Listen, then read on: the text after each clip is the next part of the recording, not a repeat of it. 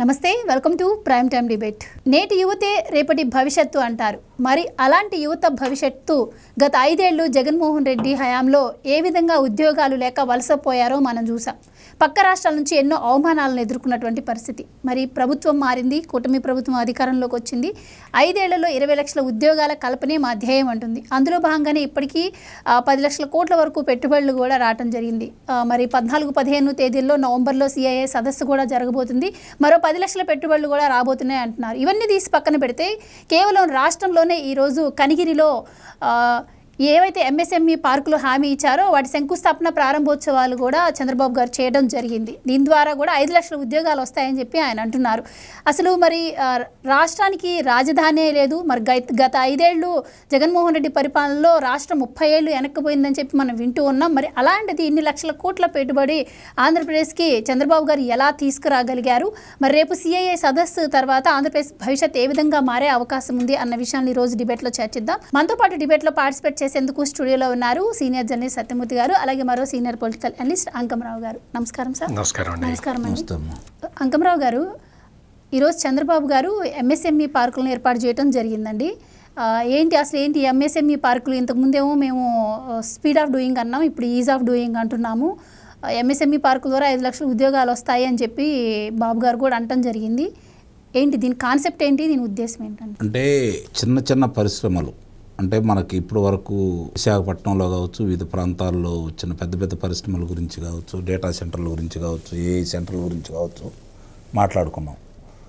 దీని ద్వారా ఏంటంటే 175 నియోజకవర్గాల్లో కూడా ఈ MSME పార్కుల ద్వారా 5 లక్షల మంది ఉద్యోగాలు కల్పన కార్యక్రమంలో భాగంగా ఈరోజు 17 జిల్లాల్లో ప్రారంభించిన దాంతోపాటు 50 పార్కుల్ని కొన్ని శంకుస్థాపన, కొన్ని ప్రారంభోత్సవం కూడా ఈరోజు చేయటం కూడా జరిగింది. ఇది 868 ఎకరాల్లో 873 కోట్ల రూపాయలతోటి ఏర్పాటు చేయటం కూడా జరిగింది. వీటితో పాటు మనం కనుక చూసుకుంటా ఉంటే ప్రతి నియోజకవర్గంలో కూడా వీటిని తీసుకొని వచ్చేసి అందుబాటులో, అంటే దాదాపు ఆ నియోజకవర్గంలో ఉన్నటువంటి యువకులు అలాగే మహిళా పారిశ్రామికవేత్తలను తయారు చేసే దృక్పథంతో దీన్ని ఏర్పాటు చేయటం కూడా జరిగింది. ఇవి గత ప్రభుత్వం అనే దాన్ని తీసి పక్కన పడేస్తే చంద్రబాబు నాయుడు గారు అనే వ్యక్తే ఒక బ్రాండ్ అంబాసిడర్. ఆయన ఎప్పుడు ముఖ్యమంత్రి అయినా పరిశ్రమలు తీసుకురావడంలో పక్క రాష్ట్రాలందరూ ఒక రకంగా మన రాష్ట్రం మీద పడి ఏడ్చేవాళ్ళు. కారణం ఏంటంటే ఎట్లా పుట్టుకొస్తారో అర్థమయ్యేది కాదు. దాదాపు తొలి ముఖ్యమంత్రి నాకు తెలిసి భారతదేశం తరపు నుంచి దావోస్ వెళ్ళినటువంటి తొలి ముఖ్యమంత్రి సత్యమూర్తి గారు. అట్లా ఆయన మొట్టమొదటి బాటలు వేశారు. ఆ తర్వాతే మిగిలిన రాష్ట్రాల వాళ్ళు వెళ్ళటం కూడా మొదలుపెట్టారు. అంటే వీటికి సంబంధించినంత వరకు మొట్టమొదటి నుంచి ఎవరితోటి మాట్లాడి ఎట్లా తీసుకురావాలి ఏంటనేది ఆయన దగ్గర చూసి నేర్చుకోవాలనే అభిప్రాయం కూడా కొంతమంది వ్యక్తం చేస్తూ ఉండేవాళ్ళు. ఇప్పుడు దీనికి సంబంధించినంత వరకు 175 నియోజకవర్గాల్లో కనుక ఈ మొత్తం అనుకున్న విధంగా కనుక పూర్తయిపోయి తీసుకొని వస్తే ఇది నిజంగా ఒక అద్భుతమే. 5 లక్షల మందికి ఉద్యోగ కల్పన జరగడంతో పాటు మీరు ఒకటి గమనించుకోండి, ఎప్పుడైనా సరే మనం అభివృద్ధి గురించి ఏ విధంగా లెక్కలేస్తాం? ప్రజలకి కొనుగోలు శక్తి పెరిగినప్పుడు, వాళ్ళ దగ్గర డబ్బులు మార్పిడి ఎక్కువగా జరుగుతున్నప్పుడు, తద్వారా ఏంటంటే పారిశ్రామికవేత్తలకి ఏదన్నా లాభం వచ్చిందనుకోండి, వాళ్ళు ఏదైనా సదస్సులు ఏర్పాటు చేసుకుంటే విదేశాలకు తీసుకెళ్తూ ఉంటారు, ఖర్చులు అట్లా పెడతా ఉంటారు. కానీ వీటి వల్ల చిరుద్యోగులు అందరూ కూడా, అంటే వీళ్ళందరినీ చిరుద్యోగుల కింద లెక్కేసుకోవాలి మనం. కాకపోతే వాళ్ళకి పని ఉంటుంది, తక్కువ జీతం ఉంటుంది. కాకపోతే మన ప్రాంతంలోనే ఎక్కడ వాళ్ళకి అక్కడికి దొరుకుతూ ఉంటుంది. వీళ్ళకి ₹1 ఇచ్చినందువల్ల మనకు తెలిసినంత వరకు వ్యవసాయదారుడికి కానీ చిరుద్యోగులకు కానీ చేతిలో డబ్బులుంటే వాళ్ళు ఏదో ఒకటి కొనుక్కోవడానికి ప్రయత్నం చేస్తూ ఉంటారు. కారణం ఏంటంటే చిరుద్యోగికి సంవత్సరం ₹10,000 శాలరీ ఉందనుకోండి, నెలకు ₹10,000 వస్తుందనుకోండి, అతను ఆర్థిక పరిస్థితిని దృష్టిలో పెట్టుకొని అతను ఒక ప్రణాళిక వేసుకుంటూ ఉంటాడు. అదే ₹20,000 వచ్చిందనుకోండి, అతను ఏం చేస్తాడంటే నెలకు 10,000 పెరిగినట్టు, నెలకు 10,000 అంటే సంవత్సరానికి 1,20,000 పెరిగినట్టు. అతను ఏం లెక్కేసుకుంటూ ఉంటాడు? ఈ నెలలో ఫ్రిడ్జ్ కొనుక్కుందామా, లేకపోతే ఈ నెలలో ఇంకొక ఇంటికి సంబంధించిన వస్తువులు కొనుక్కుందామా, లేకపోతే ఈ నెలలో వాహనం కొనుక్కుందామా, ఇట్లా లెక్కలు వేసుకొని ముందుకెళ్తూ ఉంటారు. ఆ తర్వాత పిల్లలు వచ్చారనుకోండి, ఈ ఖర్చులు తగ్గించుకొని పిల్లల చదువుల గురించి ఆలోచించుకుంటూ ముందుకెళ్తూ ఉంటారు. ఈ ప్రణాళికలో భాగంగా వాళ్ళ చేతిలో ఉన్న డబ్బులు మొత్తం ఖర్చు పెడుతూనే ఉంటారు, అప్పు చేస్తూనే ఉంటారు. రెండోది, దీనివల్ల ప్రభుత్వానికి వచ్చే ఆదాయం ఏంటి అనేది అని చెప్పి కూడా ప్రశ్నించుకోవచ్చు. జిఎస్టీ రూపేణా కావచ్చు, ఆదాయ మార్గాల రూపేణా వచ్చే డబ్బులు అకౌంట్లో పడతా ఉంటాయి. వ్యవసాయం మీద వచ్చే డబ్బులు పెద్దగా జిఎస్టీ రూపేణా రావు. ఈ వస్తువులు వాళ్ళు కొని తీసుకెళ్తే తప్ప రైతుల దగ్గర నుంచి పెద్దగా రావు. కానీ ఇప్పుడు అలా కాదు కదా. 15,000 ఇచ్చినా 20,000 ఇచ్చినా శాలరీ అనేది కౌంట్ అవుతూ ఉంటుంది. ఆ ఖర్చు కూడా వీళ్ళు ఏం చేస్తారు, సహజంగానే అకౌంట్లో పడిన తర్వాత మనకి వెళ్ళేసి పేటీఎం ద్వారానో లేకపోతే గూగుల్ పే ద్వారానో మామూలుగా ఎక్కడ కొన్నా కూడా ఇప్పుడు చూస్తున్నాం కదా, ఎక్కడికి వెళ్ళిన చివరి కూరగాయలు కొనే సాట కూడా దీన్ని ఉపయోగిస్తున్నారు కదా. ఇట్లా మన దగ్గర ఉన్నటువంటి డబ్బులు లెక్కల్లో కూడా వస్తాయి, డిజిటల్ పేమెంట్ల ద్వారా లెక్కల్లో కూడా వస్తాయి. ఇట్లా ప్రతిదీ ఒక పారదర్శకంగా ముందుకెళ్తూ ఉంటుంది అనమాట. ప్రజలు కూడా అలవాటు పడిపోతారు. ఎప్పుడైతే రూపాయి మార్పిడి తగ్గి డిజిటల్ మార్పిడి పెరిగిద్దో నిస్సందేహంగా ప్రభుత్వం ఆదాయంతో పాటు ప్రజలకు కూడా ఒక అవగాహన ఏర్పడుతూ ఉంటుంది. ఆ అవగాహన వల్ల వాళ్ళు ఏదైనా చేయాలనుకున్నప్పుడు, ఏదైనా కొనుక్కోవాలని, ఇందాక నేను చెప్పినట్లు నెలకి ఇంటికి కావాల్సిన వస్తువులు వీటిని కొనుక్కున్నప్పుడు, ఈ ఒక వస్తువు 100 మంది కొన్నారనుకోండి, దాని పరిమితి ఉంటుంది. అదే 1,00,000 మంది కొన్నారనుకోండి, దానికి సంబంధించిన ఉత్పత్తులు పెంచుకోవడానికి ఇంకా అదే కంపెనీ విస్తరిస్తూ ఉంటుంది కదా. అట్లా ఈ కొనుగోలు శక్తి పెరిగే కొంది పరిశ్రమలు కూడా అలానే వస్తాయి. దానివల్ల ప్రజలకి ఒక అవగాహనతో పాటు వాళ్ళ ప్రాంతాల్లో వాళ్ళు ఉండి ఉద్యోగం చేసుకొని కళ్ళ ముందు ఉండి పక్క రాష్ట్రాలకు వెళ్ళి ఉద్యోగం కోసం లేదంటే పక్క దేశాలకు వెళ్ళే దానికోసం కాకుండా ఇక్కడ మనకు అందుబాటులో వచ్చి వీటన్నిటిని కూడా సద్వినియోగం చేసుకుంటూ వెళ్తాడు. ముఖ్యంగా ఆయన మహిళా పారిశ్రామికవేత్తలను తయారు చేయాలనే సంకల్పంతో కూడా ముందుకెళ్తున్నారు. కాబట్టి చైతన్యవంతమైన మహిళలందరూ దీన్ని సద్వినియోగం చేసుకొని ముందుకెళ్తే పురోగతి సాధిస్తారు. కారణం ఏంటంటే నాకు తెలిసినంత వరకు ప్రతి ఇంట్లో కూడా ఆర్థిక మంత్రి మహిళ. అట్లాంటి మహిళే ఇలాంటి అవకాశాలు వచ్చి ముందుకెళ్తా ఉందనుకోండి, ఇంకొంచెం ఆ ఇంటికి సంబంధించిన అన్ని వ్యవహారాలు చక్కబెట్టుకుంటూ భవిష్యత్తు ప్రణాళికలు పిల్లలను తీసుకునే ముందుకు తీసుకెళ్లే విధానంతో పాటు ముందుకు తీసుకెళ్లే కార్యక్రమం చేపడతారు. కాబట్టి అందరికీ ఆమోదయోగ్యమై అందుబాటులో ఉండే కార్యక్రమాలు ఇవి.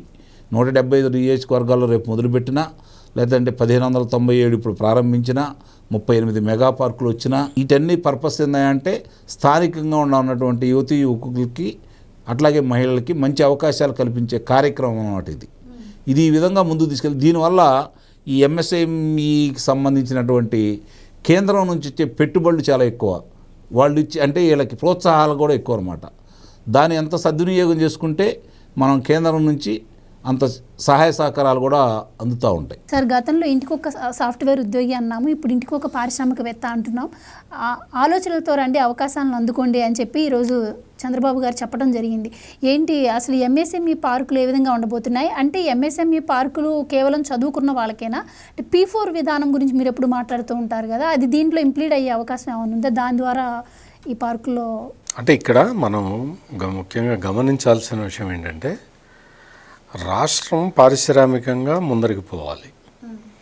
మొత్తం గ్రోత్కి ఉపయోగపడేవి 3 సెక్టార్లు: agriculture sector, industries, service sector. ఈ సర్వీస్ సెక్టార్లో టూరిజము, సాఫ్ట్వేరు ఇవన్నీ కూడా సర్వీస్ సెక్టార్లో వస్తాయి. అగ్రికల్చర్ సెక్టారు ఇప్పటి వరకు చాలా స్ట్రాంగ్గా ఉంది ఆంధ్రప్రదేశ్లో. ఇప్పుడు మనం 15% గ్రోత్ రేటు టార్గెట్గా పెట్టుకొని చంద్రబాబు నాయుడు ముందరికి ఉన్నాడు. ఒక రాష్ట్రం 15% గ్రోత్ రేటు సాధించాలి అంటే అది మామూలు పరిస్థితుల్లో సాధ్యం కాదు. అసలు జగన్మోహన్ రెడ్డి టైంలో అయితే స్టేటు గ్రోత్ రేటు 6.3కి పడిపోయింది. మామూలుగా 9.7%లో ఆయనకి అప్పగిచ్చిపోతే రాష్ట్రంలో మొత్తం పడిపోయింది. అసలు అంటే ఎంత విధ్వంసం చేయాలో అంత విధ్వంసం చేశాడు. అటువంటిది ఈ రోజున 15% గ్రోత్ రేటుని లక్ష్యంగా పెట్టుకొని ముందరికి వెళ్తూ ఉంటే, అగ్రికల్చర్ సెక్టార్ గ్రోత్ రేటు ఎంత బాగా అంటే ముందరికి వెళ్తూ ఉంటుంది. అగ్రికల్చర్ గ్రోత్ రేటుకి గవర్నమెంట్ ప్రత్యేకంగా చేయాల్సిందేం లేదు. రైతులను జాగ్రత్త చూసుకుంటే చాలు, వాళ్ళకి నీళ్లు ఇస్తే చాలు. ప్రాజెక్టుల్లో నీళ్లు ఉంటే వాటిని ప్లాన్ ప్రకారం కాలువల ద్వారా చెరువులు నింపుకోగలిగితే అది ప్రభుత్వం మేనేజ్ చేస్తే చాలు. మిగిలిన పనంతా రైతు చేసుకుంటాడు. అందుకని అగ్రికల్చర్ గ్రోత్ బాగానే ఉంటుంది, ప్రతి సంవత్సరం బాగానే ఉంటుంది. అదేవిధంగా సర్వీస్ సెక్టార్లో తీసుకొచ్చి ఇప్పుడు విశాఖపట్నాన్ని ఒక ఐటీ హబ్గా మార్చేస్తే, లేదు రాష్ట్రంలో ఇప్పుడు ఈ గండికోట పర్యాటక ప్రాంతం ఇటువంటి వాటిని సెలెక్ట్ చేసుకొని, మళ్ళీ విశాఖపట్నం తీర ప్రాంతాన్ని ఇటువంటి వాటిని సెలెక్ట్ చేసుకొని టూరిజాన్ని ఇంప్రూవ్ చేయగలిగితే సర్వీస్ సెక్టార్లో కూడా వృద్ధి ఉంటుంది. ఇంకా మూడోది ఇండస్ట్రియల్ సెక్టార్. దీన్ని పెంచటం అనేది చాలా కష్టం, చాలా కష్టసాధ్యమైనది. అందుకనే చంద్రబాబు నాయుడు ముఖ్యమంత్రి కాగానే, 4వసారి ముఖ్యమంత్రి కాగానే ఆయనకి ఇవన్నీ తెలుసు కాబట్టి, పరిపాలనలో అనుభవం ఉంది కాబట్టి ఆయన ఏం చేశాడంటే మొత్తం ఒక 24 విధానపరమైన పత్రాలని ప్రవేశపెట్టాడు అసెంబ్లీలో. అంటే ఒక్కొక్క సెక్టార్కి మేము ఏ విధంగా ప్రోత్సాహం కల్పిస్తాం, గవర్నమెంట్ ఏం చేస్తుంది, ప్రైవేట్ ప్లేయర్స్ వస్తే ఏం చేయాలి అని విధానపరమైన పత్రాలని ఆయన రిలీజ్ చేశాడు. అవి రిలీజ్ చేసిన తర్వాత సంబంధిత ఇండస్ట్రీస్ వాళ్ళందరికీ కూడా వాళ్ళకి ఒక అర్థమైపోయింది, మనం ఆంధ్రప్రదేశ్లోకి వెళ్ళి పెట్టుబడులు పెడితే మనకి ప్రభుత్వం నుంచి ఈ సౌకర్యాలు వస్తాయి అని వాళ్ళకి అర్థమైపోయింది. అలా అర్థం కావాలనే ఆయన విధాన పత్రాలని ప్రవేశపెట్టాడు. అవన్నీ చూసిన తర్వాత పెద్ద పెద్ద పరిశ్రమలు అవి రావటం మొదలుపెట్టినాయి. దాదాపుగా ఒక 12 లక్షల కోట్ల రూపాయల పెట్టుబడులు ఇప్పటికే వచ్చేసినాయి. అయిపోతుందా? కాదు. ఇంకోటి నెక్స్ట్ సిఐఐ భాగస్వామ్య సదస్సు జరగబోతున్నది. సిఐఐ భాగస్వామ్య సదస్సులో దాదాపుగా 401 MOUలు కుదుర్చుకోబోతున్నారు. వీటి విలువ దాదాపుగా 10 లక్షల కోట్లు. అంటే ఇప్పుడు వచ్చిన 12.5 లక్షల కోట్లు కాకుండా ఇంకొక 10 లక్షల కోట్ల రూపాయలు అగ్రిమెంట్లు కాబోతూ ఉన్నాయి. అంటే దాదాపుగా 22-23 లక్షల కోట్ల రూపాయల పెట్టుబడులు with in a span of 1.5 year తీసుకురావటం అంటే రాష్ట్రానికి అది నేను అనుకోవటం, నాకు తెలిసినంత వరకు అది వరల్డ్ రికార్డ్ అవుతుంది. ఎక్కడ దేశంలో ఏ దేశం ఇటువంటి ప్రయోగం చేయలేదు. అటువంటి ఒక రికార్డుని చంద్రబాబు నాయుడు ప్రభుత్వం సృష్టించబోతుంది. దీనివల్ల ఎంప్లాయ్మెంట్ జనరేషన్ అనేది విపరీతంగా అవుతుంది. అంటే మన రాష్ట్రంలో ఉన్న యువత సరిపోరు ఈ పరిశ్రమల్లో ఉద్యోగాలకి. అంటే ఇంకా బయట నుంచి కూడా రావాల్సి వస్తారు. అంత హ్యూజ్ ఎంప్లాయ్మెంట్ క్రియేషన్ అనేది ఇప్పటి వరకు దేశంలో ఏ రాష్ట్రంలో జరగలేదు. ఆ అరుదైన ఫీట్ మనం సాధించబోతున్నాం. అంతేనా? అయిపోయిందా? కాదు. ఇప్పుడు ఏంటి అంటే ఈ కాన్సెప్ట్ MSME పార్కుల కాన్సెప్ట్ని చంద్రబాబు నాయుడు అధికారంలోకి వచ్చిన కొత్తల్లోనే చెప్పాడు. MSMEలు పార్కులు ప్రతి నియోజకవర్గంలో ఒకటి పెడతాను అన్నాడు. MSME పార్కులు పెడితే ఏంటి ప్రయోజనం అంటే ఇందాక నేను చెప్పినవన్నీ పెద్ద పెద్ద పరిశ్రమలు, పెద్ద పెద్ద పెట్టుబడిదారులు రావటం, పెట్టుబడులు పెట్టడం. అంతేనా? పెద్ద పెట్టుబడిదారులకైనా, చిన్న పెట్టుబడిదారులకి లేదు నా దగ్గర పెట్టుబడి లేదు కానీ మంచి ఐడియా ఉంది, మరి నాకు అవకాశాలు రావా, కల్పించరా అంటారు కదా. అటువంటి వాళ్ళ కోసం ఈ MSME పార్కులు తీసుకొచ్చారు. ఈ MSME పార్కుల కాన్సెప్ట్ అనేది ఇప్పుడు దేశంలో ఏ రాష్ట్రంలో కూడా చేయట్లే. అటువంటి MSME పార్కుల కాన్సెప్ట్ తీసుకొచ్చి ఇక్కడ స్టార్టప్ కంపెనీలకి ప్లస్ మీకు కొత్త ఐడియాతో వచ్చే యూత్ ఎవరన్నా వచ్చి ఇది నా ఐడియా, దీని ప్రకారం నేను ఫ్యాక్టరీ పెట్టుకుంటాను అంటే ఆల్రెడీ వాటరు, ఎలక్ట్రిసిటీ, రోడ్లు మొత్తం అంటే మౌలిక సదుపాయాలన్నీ కల్పించి ఉంటాయి ఈ MSME పార్కుల్లో. అంతా రెడీగా ఉంటుంది, ప్లగ్ అండ్ ప్లే ఆఫీస్తో సహా రెడీగా ఉంటాయి. నువ్వు రావటం, నీకు కనుక నువ్వు ఇచ్చిన ప్రాజెక్ట్ రిపోర్టు కనుక గవర్నమెంట్ యాక్సెప్ట్ చేస్తే బ్యాంకులు వచ్చి ఫైనాన్స్ చేస్తాయి, లేదు వెంచర్ క్యాపిటలిస్టులు వచ్చి ఫైనాన్స్ చేసుకుంటారు. వాళ్ళు డబ్బులు పెడతారు, నువ్వు ఓనర్వి, నువ్వు ఆ ఫ్యాక్టరీని నువ్వు ఎస్టాబ్లిష్ చేసుకోవచ్చు. ఇది రేపు ఆంధ్రప్రదేశ్లో జరగబోతున్న ఇంకొక అద్భుతం.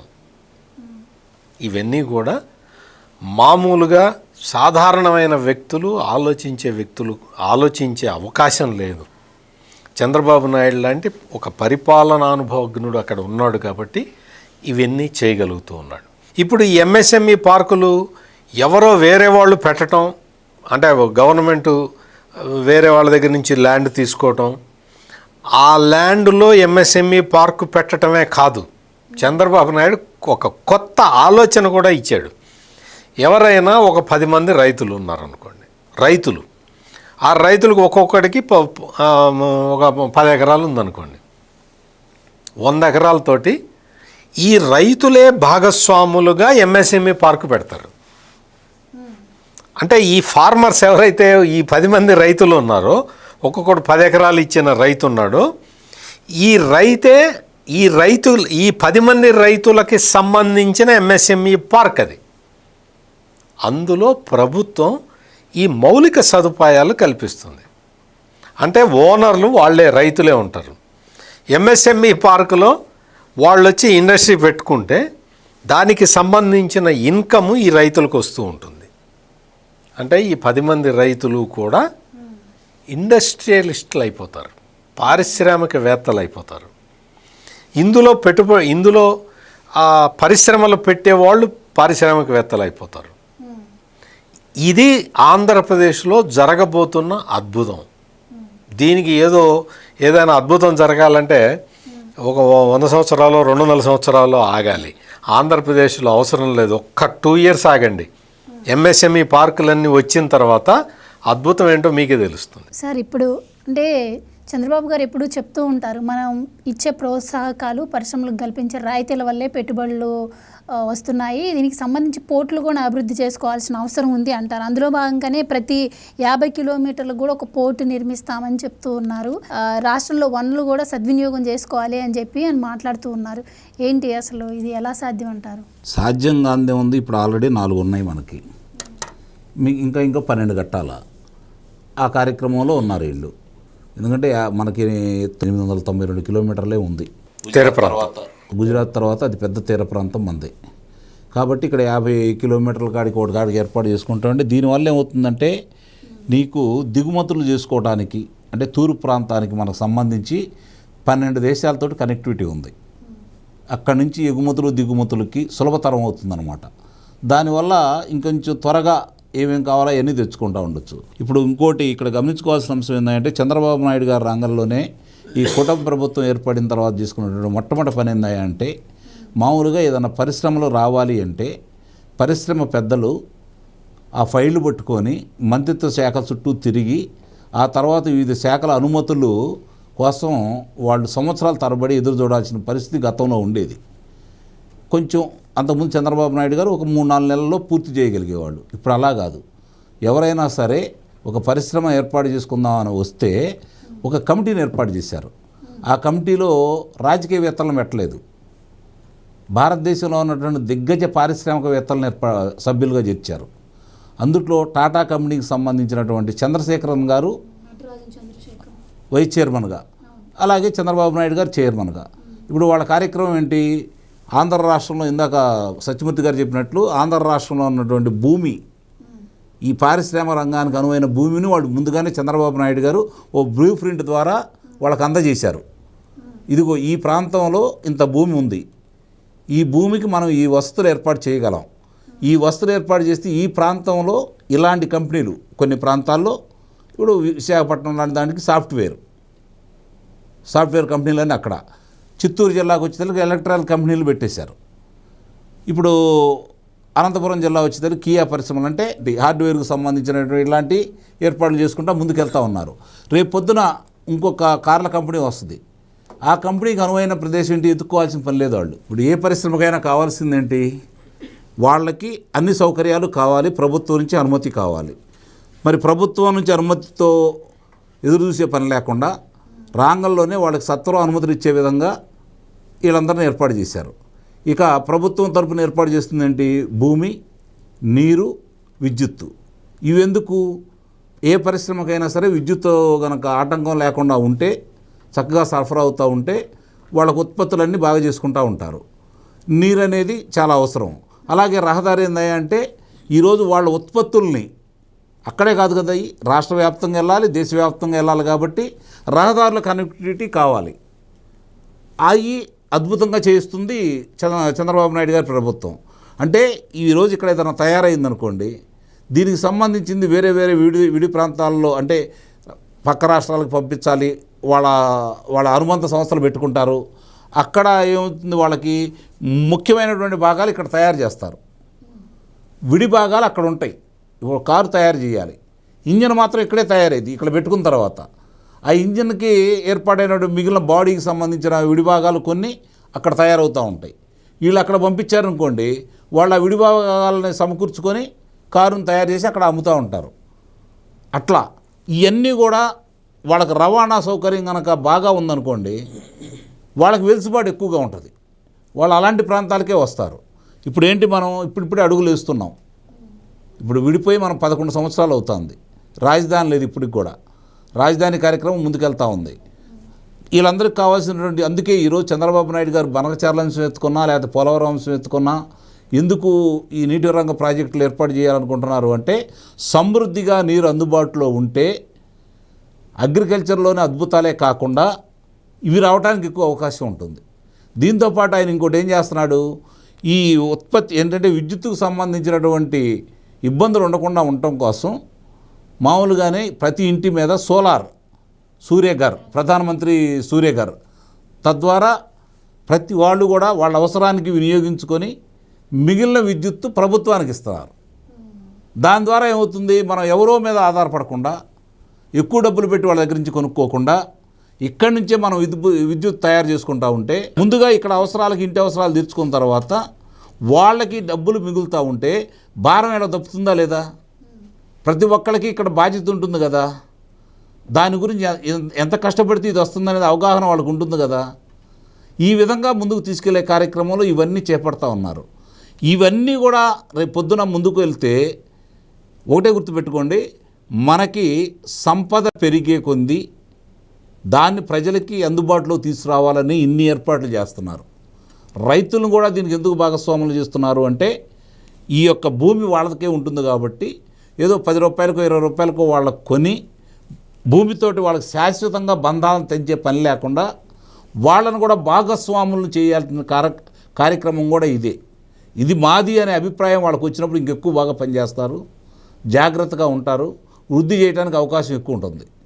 ఇప్పుడు ఒక ఏరియాలో భూమి తీసుకుంటారు, పరిశ్రమలకు ఇస్తారు, కొంతమందికి ఉద్యోగం ఇస్తామని అంటారు, అందరికీ ఉద్యోగం ఇవ్వలేకపోయారు. ఇప్పటి వరకు చాలా వరకు గొడవలు అదే జరుగుతున్నాయి కదా, మనకి విశాఖ ఉక్కు కావచ్చు, లేకపోతే వివిధ ప్రాంతాల్లో జరుగుతున్నాయి కావచ్చు. రేపొద్దున అలా కాదు కదా, 10 మంది రైతులు, ఇందాక సత్యమూర్తి గారు చెప్పినట్టు ఒక 100 ఎకరాలు లేదంటే ఒక 200 ఎకరాలు, చివరికి 10 ఎకరాలే తీసుకుందాం, ఒక యూనిట్లో ఏర్పాటు చేసుకొని ముందుకు వెళ్తున్నారు అనుకోండి, దాంట్లో వాళ్ళు భాగస్వామి అయినప్పుడు దాంట్లోంచి ఇంకా ఆదాయం రావడానికి వాళ్ళే ప్రయత్నం చేస్తారు కదా.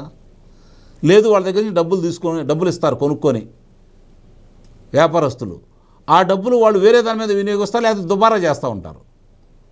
దానివల్ల వాళ్ళకి ఆదాయం ఎక్కడ నుంచి వస్తుంది? ఎంతమంది దాన్ని సద్వినియోగం చేసుకోవడానికి ఈరోజు ముందుకెళ్తా ఉన్నారు? లేదు పొద్దున ఇంకో దాంట్లో పెట్టాలనుకోండి, ఏదన్నా వాళ్ళు ఇదే వ్యాపారం వాళ్ళు చేయాలనుకోండి, వాళ్ళకి ఎన్ని ఇబ్బందులు ఉంటాయి. ప్రభుత్వానికి వాళ్ళకు ముందు ఇదిగో మేము ఇక్కడ పెట్టుకుంటున్నాము అంటే సాంకేతికంగా అన్నీ తీసుకొచ్చి వాళ్ళకి అందజేయాలి. తర్వాత బ్యాంకులకు వచ్చేతలకి వాళ్ళకి కావాల్సినటువంటి తనఖా పెట్టడానికి మరి వాళ్ళు వేరే భూమిలో లేకపోతే ఇళ్ళ స్థలాల్లో లేకపోతే ఇళ్ళు అక్కడ పెడితే తప్ప వాళ్ళకి రుణం ఇవ్వరు. ఇప్పుడు అలా కాదు కదా. ఒక కుర్రాడు ఎవరైనా సరే ఇదిగో నాకంటూ ఒక ఐడియా వచ్చింది, ఇప్పుడు ఎలక్ట్రానిక్ సిస్టమ్ తోటి ఇప్పుడు వాహనాలు వస్తూ ఉన్నాయి, రేపు ఇంకొక అద్భుతమైన ఆలోచన అతనికి వస్తుంది. ఆ అద్భుతమైన ఆలోచన వాళ్ళతో పంచుకున్నాడు అనుకోండి ప్రభుత్వంతో, ఇదిగో బాబు పలానా సాటి ఇది ఉంది, ఇందుట్లో నువ్వు ఇది పెట్టుకో, వీళ్ళు బ్యాంకులు ఈ రుణాలు ఇస్తారు, నీకు ఆదాయం ఎంత వస్తుంది, భూ యజమానులకు ఎంత ఇయ్యని అంటారు. అదే కదండి జరిగేది.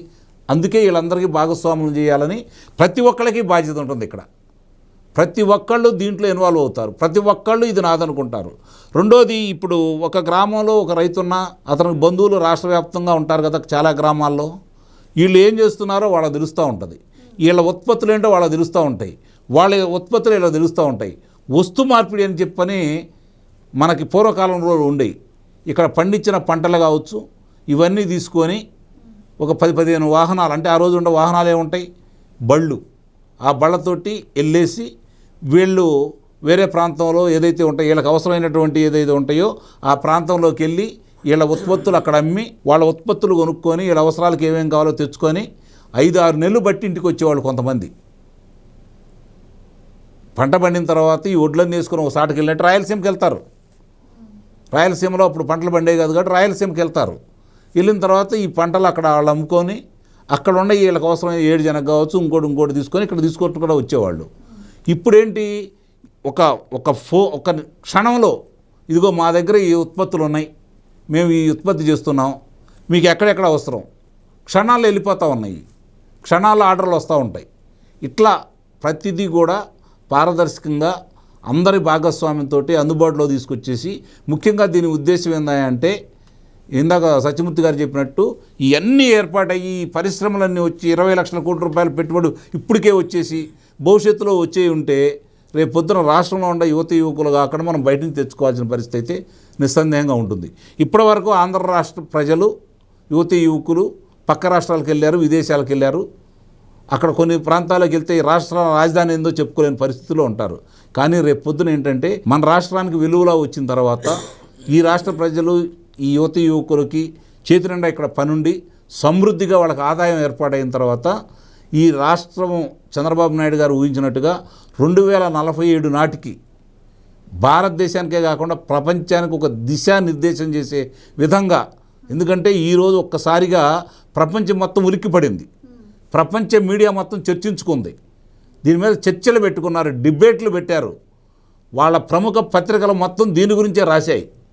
కారణం ఏంటంటే అసలు ఎక్కడ ఈ విశాఖపట్నం భారతదేశంలో ఈ గూగుల్ తీసుకెళ్ళటం ఏంటి, అది వచ్చిన దాంట్లో ఎంతమంది ఉద్యోగాలు వస్తాయి అనేది అసలు ఇక్కడ మాట్లాడుకుంటే అంతకంటే పిచ్చాళ్ళు ఎవరు ఉండరు. దాని గురించి కాదు, ప్రపంచంలో ఆంధ్ర రాష్ట్రాన్ని భారతదేశాన్ని వాళ్ళు ఎన్నుకోవటం ఏంటి, భారతదేశంలో ఆంధ్రప్రదేశ్లో విశాఖపట్నంలో ఈ డేటా సెంటర్ని గూగుల్ వాళ్ళు ఏర్పాటు చేయటం ఏంటి, ఇదొక్కటి చాలు ఈరోజు ఆంధ్ర రాష్ట్రం ప్రపంచ పటంలో నిలబడటానికి. దానికి చంద్రబాబు నాయుడు గారు, లోకేష్ గారు పడ్డ కష్టానికి అన్ని విధాలా సహాయ సహకారాలు అందజేసినటువంటి ప్రధానమంత్రి మోడీ గారు, అలాగే నిర్మలా సీతారామన్ గారు ఆర్థిక మంత్రి గారు, సుందర పిచ్చాయి గారు, వీళ్ళందరూ కూడా భాగస్వాములే. ఈ కృషికి ఎన్ని రోజులు పట్టిందో ఒకసారి ఆలోచించుకోండి. వాళ్ళకి కావాల్సినటువంటి అన్నీ ఎలాంటి ఇబ్బందులు లేకుండా ఏ అవసరాలు ఉంటాయో ఆ అవసరాలు ప్రభుత్వం తరపు నుంచి కేంద్రాన్ని ఒప్పించి వాళ్ళని మెప్పించి ఈరోజు తీసుకొచ్చిన విధానం మాత్రం నభూతో నా భవిష్యత్తు. ఇట్లానే ఆయన ఏది చేపట్టినా పారిశ్రామిక రంగంలో 20 సంవత్సరాల తర్వాత ఏం కావాలో ఆయన తెలుసు కాబట్టి భారతదేశానికి ఏదొచ్చినా ముందు ఆంధ్ర రాష్ట్రాన్ని తీసుకొస్తారు. అదే మిగిలిన వాళ్ళ భయం కూడా, చంద్రబాబు నాయుడు గారు ఫీల్డ్లో ఉంటే ఈ పరిశ్రమలు మనకు రావనే భయం కూడా వాళ్ళకు ఉంది. అది ఆయన నిజం చేస్తూ రోజు రోజుకి ఆంధ్ర రాష్ట్రానికి ఈరోజు తీసుకొస్తున్న పరిశ్రమలు చూసుకుంటా ఉంటే స్పష్టంగా మనకు అర్థమైపోతూ ఉంది. సార్, ఇప్పుడు పెద్ద పెద్ద పరిశ్రమలు రావడం వల్ల ఆ ప్రాంతం స్థానికంగా అభివృద్ధి చెందుతుంది, ఉద్యోగ అవకాశాలు వస్తాయి అంటారు. దానివల్ల ఎప్పుడు అభివృద్ధి చెందదు. పరిశ్రమలు నిస్సందేహంగా వీటి వల్లే ఎక్కువ ఉపయోగం జరుగుతూ ఉంటుంది అంటారా, స్థానికంగా అభివృద్ధి చెందడం కానీ జరుగుతుందంటారా? అంటే ఎక్కువ మందిని ఈ ఫోల్డ్లోకి తీసుకోవటానికి ఉపయోగపడుతుంది. అంటే ఎక్కువ మంది రావాలి కదా, కొత్త వాళ్ళు రావాలి, పారిశ్రామికవేత్తలు. ఆ రావటానికి ఇది ప్లాట్ఫామ్ అన్నమాట. సో అందుకని ఇదేంటి అంటే ఒక ఇన్నోవేటివ్ ఐడియా, కొత్త థాట్ ఇది. ఈ థాట్ని ఉపయోగించుకునేవాడు అంటే ఫస్ట్ వచ్చేవాడికి అడ్వాంటేజ్. ఆ అడ్వాంటేజ్ని తీసుకోవటానికి యూత్ రెడీగా ఉన్నారు. చాలామంది యూత్ దీనికోసం ఆపర్చునిటీస్ కోసం ఎదురు చూస్తూ ఉన్నారు. ఆ ఆపర్చునిటీస్ని ప్రొవైడ్ చేస్తున్న ప్రభుత్వం ఆంధ్రప్రదేశ్ ప్రభుత్వం. దాంతో ఏమవుతుంది అంటే మనకి బేస్ పెరుగుతుంది, అంటే పారిశ్రామికవేత్తల బేస్ పెరుగుతుంది. ఇది ఉపయోగం, ఇది చంద్రబాబు నాయుడు విజన్ అనమాట. అంటే రాష్ట్రానికి కావాల్సింది ఇది. ఎందుకు సార్, మనకి ఇప్పుడు బెంగళూరులో చదువుకున్న కుర్రవాళ్ళు 3 కలిసి వాళ్ళ ఆలోచన విధానాన్ని టాటా కంపెనీకి చెప్పితే వాళ్ళు పెట్టుబడి పెట్టి ఎలక్ట్రానిక్ స్కూటర్లు తయారు చేసే విధానాన్ని ముందుకు తీసుకెళ్తే ఈరోజు ఆ ముగ్గురికి కలిపి వాళ్ళ వాటా కింద నంబరు 500 కోట్ల రూపాయలు వచ్చినాయి. 500 కోట్ల రూపాయలు వచ్చినాయి వాళ్ళకి. ఇది మామూలుగా సాధ్యమైద్దా? అది ప్రైవేట్ సంస్థలని భాగస్వామ్యం చేసి ప్రభుత్వం కల్పిస్తుంది. ఇది ప్రభుత్వం కల్పిస్తుంది. ఇది గమనించుకోవాలి. ఇలాంటి ఎన్ని అద్భుతాలు జరగవచ్చు. ఇటువంటి ఈ టైప్ ఆఫ్ ఎంకరేజ్మెంట్ గవర్నమెంట్ నుంచి రావటం అనేది అది ఇప్పుడు చాలా అవసరం. సక్సెస్ అయితే ఇప్పుడు ఆంధ్రప్రదేశ్ ప్రభుత్వం తీసుకుంటున్న ఈ మోడల్ సక్సెస్ అయితే దేశం మొత్తంలో ఇటువంటి పాలసీలు ఇంప్లిమెంట్ చేస్తారు. ఒకవైపు మనం కేంద్రంలో మేక్ ఇన్ ఇండియా ప్రోగ్రాం తీసుకొని చేస్తూ ఉన్నాం. ఈ మేక్ ఇన్ ఇండియా ప్రోగ్రాంకి ఇటువంటివి యాడ్ అయితే మీరు ఊహించుకోండి, మొత్తం దేశంలో ఉన్న అన్ని రాష్ట్రాలు కూడా ఈ మోడల్కి వచ్చేస్తాయి. ఇప్పటికే చాలా రాష్ట్రాలు ఆంధ్రప్రదేశ్కి ఇన్ని రకాల పెట్టుబడులు, ఇంత పెద్ద స్థాయిలో పెట్టుబడులు ఎట్లా వస్తున్నాయి అని తర్జన పడుతున్నారు. వాళ్ళు వెతుకుతూ ఉన్నారు. గూగుల్ ఏఐ డేటా సెంటర్ రావటం అంటే మొత్తం $15 బిలియన్ భారతదేశానికి ఇప్పటి వరకు స్వాతంత్రం వచ్చిన తర్వాత వచ్చిన అతిపెద్ద ఎఫ్డిఐ, ఫారెన్ డైరెక్ట్ ఇన్వెస్ట్మెంట్ ఎట్లా వచ్చింది అనేది ఇప్పుడు మొత్తం కేస్ స్టడీ.